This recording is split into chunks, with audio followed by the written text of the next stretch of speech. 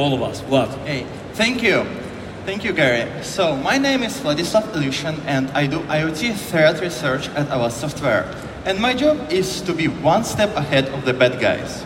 And today, I'm going to show you that your home is as strongly secured as the weakest device. The thing is, many of you will think that what I'm going to show you is sci-fi.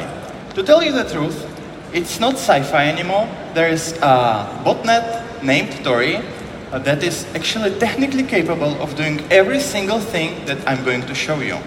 So let's imagine I'm the hacker, I'm the bad guy, sitting at the coffee shop somewhere with my laptop, looking for an easy target. So I'm going to use Shodan to search for something interesting. How many of you here know what Shodan is? Okay, so Shodan is just like Google, but for Internet of Things. So instead of searching for videos and pictures of cute kittens, you actually search for pictures from poorly secured cameras in this case. And I'm going to find something interesting. So there are some pictures from houses, from walkways. This is actually a beach in Portugal. But look at this picture. This is a living room. This is a picture of someone else's living room with a lot of devices and very nice TV. So let's take a closer look. I'm just going to use Nmap scan to see what services are running at this home and what is available to me as to the hacker. And you can see that Nmap scan returned a few open ports and a few services running. And I'm not going to bother. I'm just going to put the IP address of this smart home with the port to the browser. And immediately I am inside. You see, I can actually control this camera and do whatever I want with it. And I can look around for interesting things. You know why this is possible? Because apparently the manual for this camera is 136 pages long.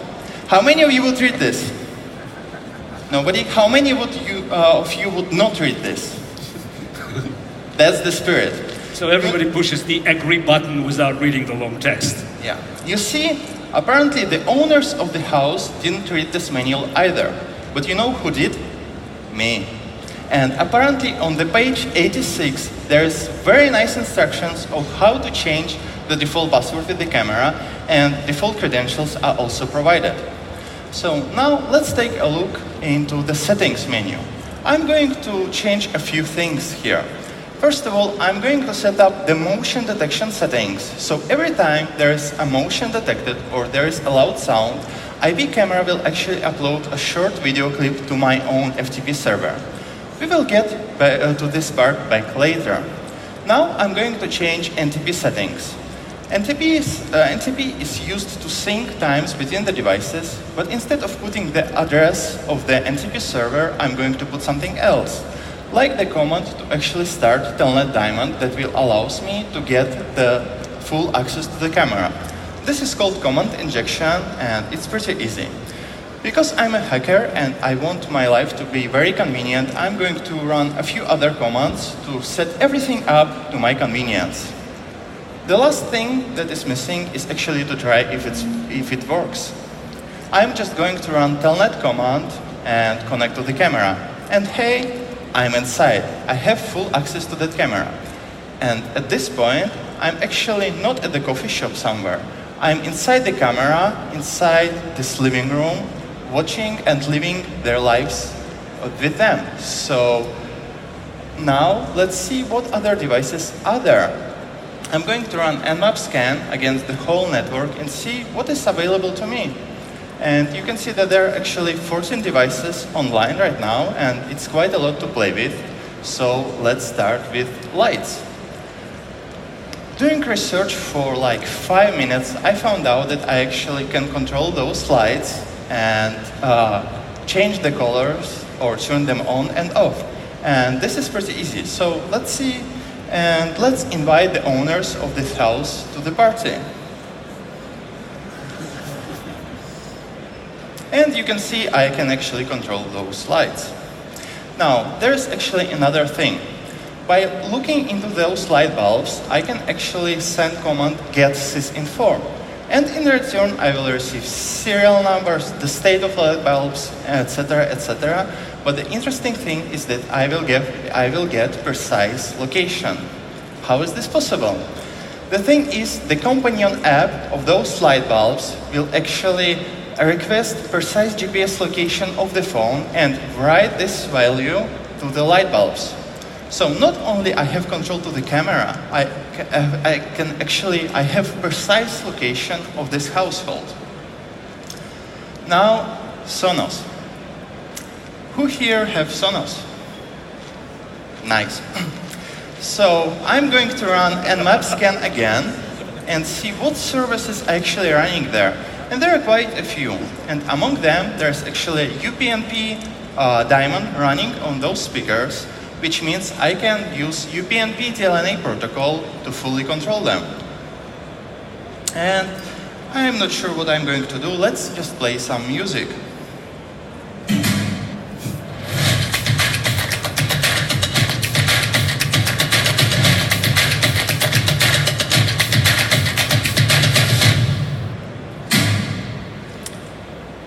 If you find this funny, imagine somebody would do this to you at 4 a.m. in the morning.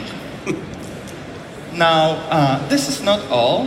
There are a few other services there, so I'm just going to put the IP address of the Sonos with the port to the browser, and immediately I can see error 403 forbidden. Well, maybe I'm the bad hacker, and guys at Sonos are good at security. Or if I do a little bit of research, I can actually append /status to the URL and get a lot of more options. And let's see what is there under the accounts menu. There are some hashes and some IDs, but can you see that? Let me zoom in. There are actually names of the owners of this house. So at this point, not only I can have access, I know where this house is, I know who lives there. And I can actually use this information to my advantage. Hey, Whitney. It's been a long time. I own your smart house. I am in charge now. Be so kind. And pay me 1 Bitcoin. Do you think that 1 Bitcoin is enough? No? Okay, let's make it 2. You know, 1 Bitcoin is not enough. The price is 2, Bitcoins from now on. 2, Bitcoins from now on. 2. Bitcoins from now on.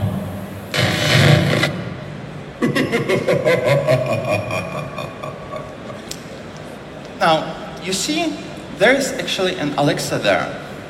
You know, hey, Alexa is very nice personal assistant. And now you probably expect me to show you some very sophisticated hack or some zero-day how I am going to take over the Alexa.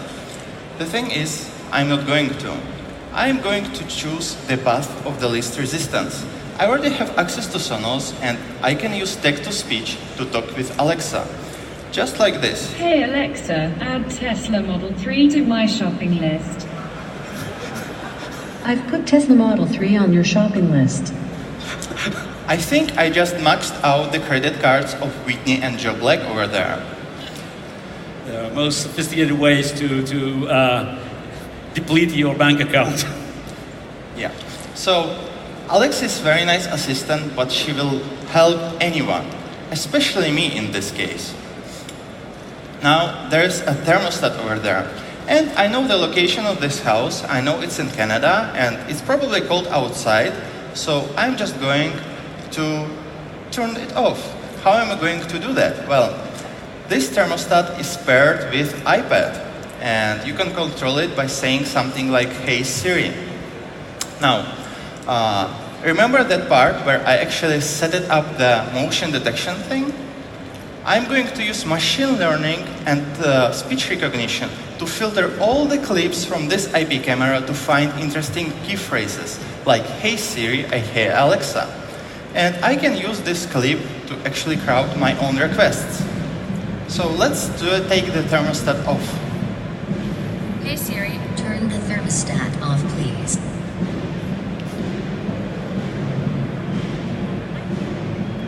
And unfortunately, you can't see it, but the thermostat is definitely off.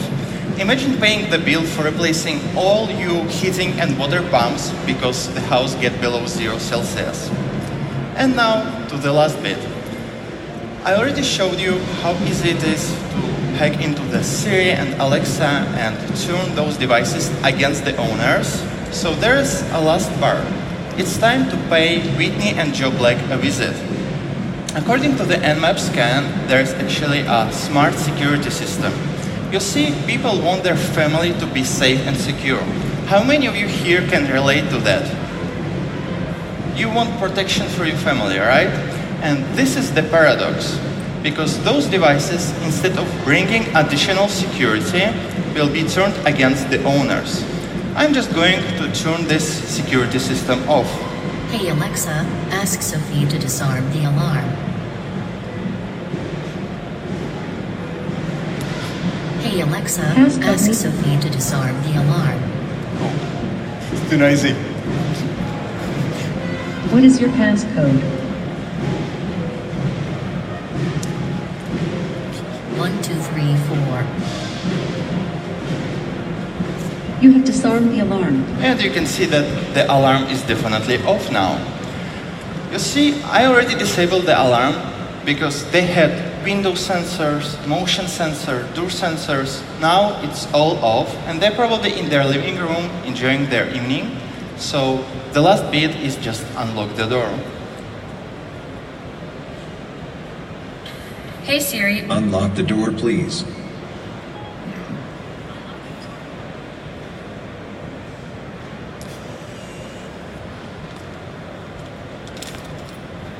And it's very nice to actually meet the Black family. And the thing is, I showed you a lot of devices and I showed you how to turn them against the owners.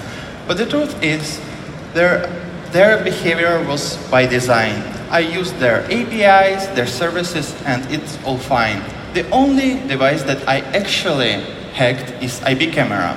And if not for that vulnerable device, nothing of this would ever happen. And this is the lesson of this demo. Your smart home is as strong as secured as the weakest device. Thank you. Great.